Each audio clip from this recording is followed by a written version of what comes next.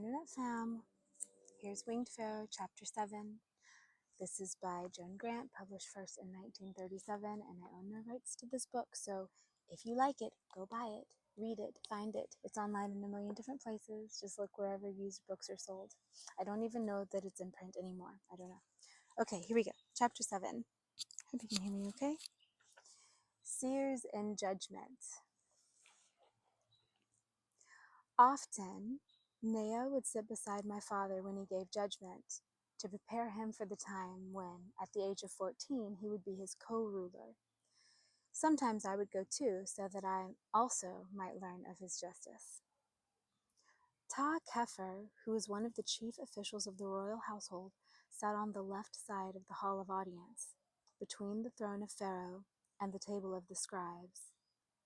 Being a seer priest of the highest grade of initiation, he wore the double scarlet feather, which were the feathers of Mot, goddess of truth, meaning that from his body he could see two truths, the truth of earth and the truth of the spirit. Sometimes in his judgments, my father would use Shamba, his lioness, in what he used to call the ordeal by lion.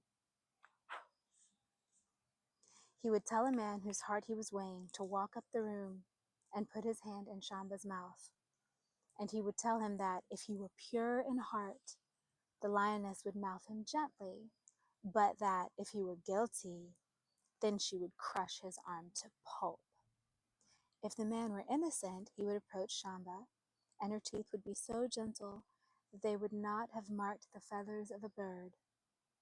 And the innocent man would depart with yet another story to tell of the wisdom of Pharaoh, saying that it was so great that even the lioness at his feet was bathed in his glory and could weigh hearts as wisely as Tahuti. But if the man were guilty, before he reached Shamba, my father would raise the flail and pronounce judgment upon him. Nea and I would keep our faces as calm as statues, although we knew that when father had told Shamba to be at peace, if Set walked on earth, she would have been gentle with him. And when he told her to attack, she would have torn out the throat of the great Ta himself.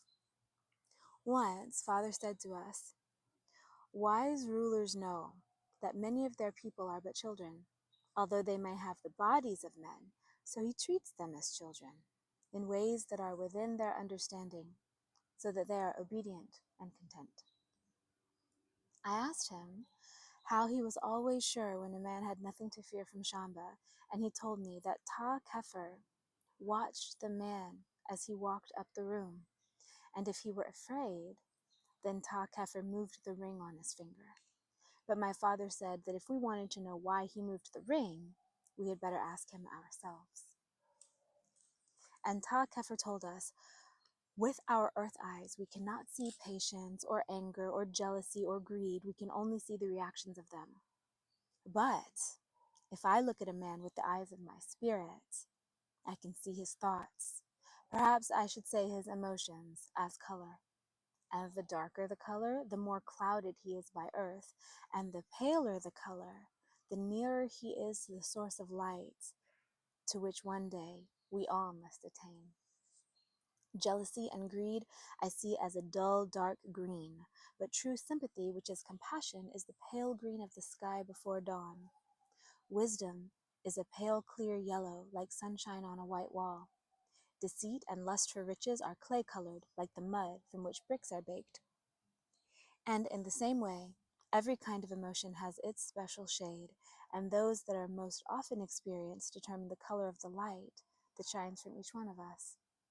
But fear clouds the colors with a dirty gray, like oily smoke, and fierce impatience flecks them with a red, like little drops of blood.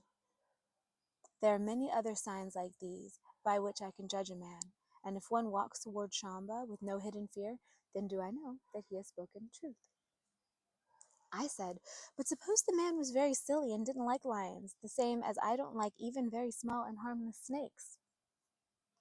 "None who are not men of evil fear the justice of Pharaoh, for they know that his flail is but to protect them, and the lion at his feet is part of his justice. He that would fear Pharaoh or Shamba must fear his own heart. Well, suppose he was a guilty man, but he was very fond of lions, as I am, and he had one like my tea, that he couldn't be frightened of other people's tame lions. There are other ways by which I could tell a man guilty. Say, for instance, that two men disputed about a piece of land.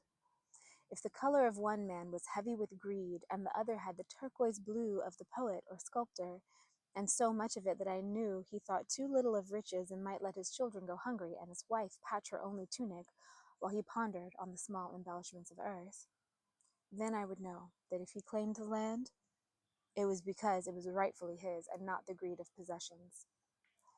But it is seldom that your father needs my sight, for of his wisdom and understanding he can read the hearts of men.